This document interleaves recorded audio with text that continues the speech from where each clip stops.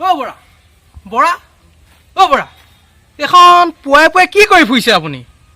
অ' শইকীয়া এনেকৈ নিশ্চয় নহয় পুৱাই পুৱাই পেটুবোৰ ওলাই যাব এনেকৈ চিঞৰিলে